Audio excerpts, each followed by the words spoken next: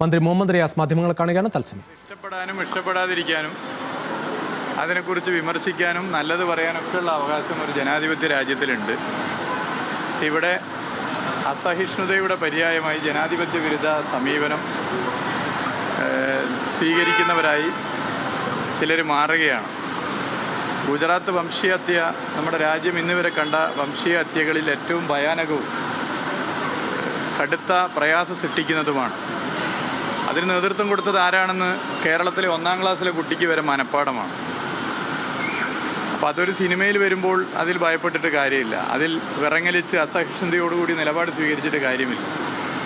രാഷ്ട്രപിതാവിനെ കൊലപ്പെടുത്തിയത് ഏതാശയമാണ്, ഗുജറാത്ത് വംശീയ ഹത്യ ഏതാശയത്തിൻ്റെ ഭാഗമായിട്ടാണ് എന്നുള്ളതൊക്കെ മലയാളിക്ക് മനഃപ്പാടമാണ്.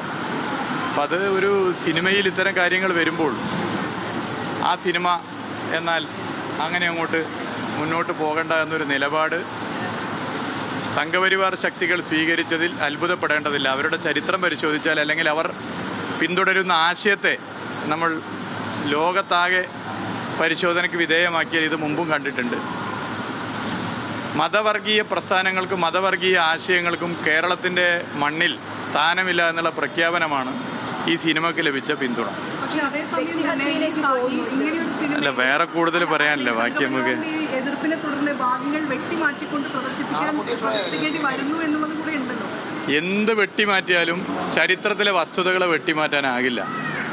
ചരിത്രത്തിലെ വസ്തുതകൾ പ്രത്യേകിച്ച് മലയാളികളുടെ മനസ്സിൽ അത് ഒരു പോസ്റ്റർ പതിഞ്ഞതുപോലെ കിടക്കുന്നതാണ്. ഗുജറാത്ത് വംശീയഹത്യക്ക് നേതൃത്വം കൊടുത്തത് ആരാണ്, ഗുജറാത്ത് വംശീയഹത്യയുടെ സ്പോൺസർമാർ ആരാണ് എന്നുള്ളതൊക്കെ എല്ലാവർക്കും അറിയുന്ന കാര്യമാണ്. അതിനെ എങ്ങനെ വെട്ടിമാറ്റാൻ നോക്കിയാലും മലയാളിയുടെ മനസ്സിൽ നിന്ന് പോവില്ല. അത് എങ്ങനെ വെട്ടിമാറ്റിയിട്ട് കാര്യമില്ല, ബാക്കി പോട്ടെ.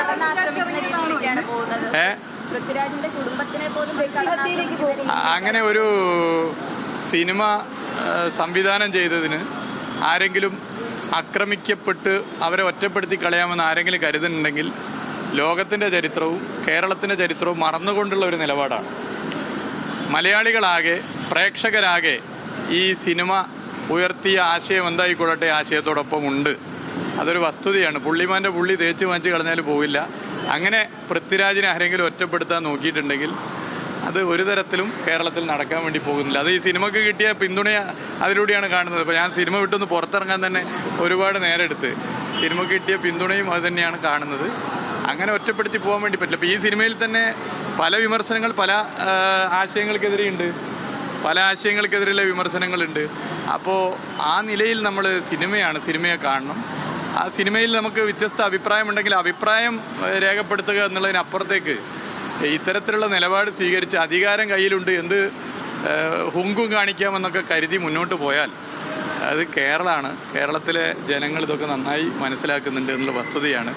വേണമെങ്കിൽ സെൻസർ ചെയ്യാൻ വേണ്ടി പറ്റിയേക്കാം, പക്ഷെ ചരിത്രത്തെ മനുഷ്യന്റെ മനസ്സിൽ നിന്ന് സെൻസർ ചെയ്യാനോ വെട്ടാനോ പറ്റില്ല. ഓക്കെ, അപ്പൊ എല്ലാവർക്കും പെരുന്നാൾ കഴിയാനായെങ്കിലും പെരുന്നാൾ ആശംസകൾ. വിവാദങ്ങൾക്കിടെ കുടുംബത്തോടൊപ്പം എമ്പുരാൻ സിനിമ കണ്ടതിന് ശേഷമാണ് മന്ത്രി മുഹമ്മദ് റിയാസിന്റെ പ്രതികരണം. കോഴിക്കോട്ടെ തിയേറ്ററിലാണ് മന്ത്രി സിനിമ കാണാനെത്തിയത്. എന്തായാലും ചരിത്രത്തെ മായ്ച്ചു കളയാനാവില്ല, സെൻസർ ചെയ്താലും മനുഷ്യ മനസ്സിൽ നിന്ന് ഗുജറാത്ത് വംശഹത്യയുടെ ഓർമ്മകൾ മായ്ച്ചു കളയാനാവില്ല എന്ന് മന്ത്രി പറയുന്നു. പൃഥ്വിരാജിന് ഈ സിനിമ സംവിധാനം ചെയ്തതിൻ്റെ പേരിൽ പൃഥ്വിരാജിനെതിരെ നടക്കുന്ന സൈബർ ആക്രമണങ്ങളിൽ പൃഥ്വിരാജിന് പിന്തുണയും അറിയിക്കുകയാണ് മന്ത്രി മുഹമ്മദ് റിയാസ്.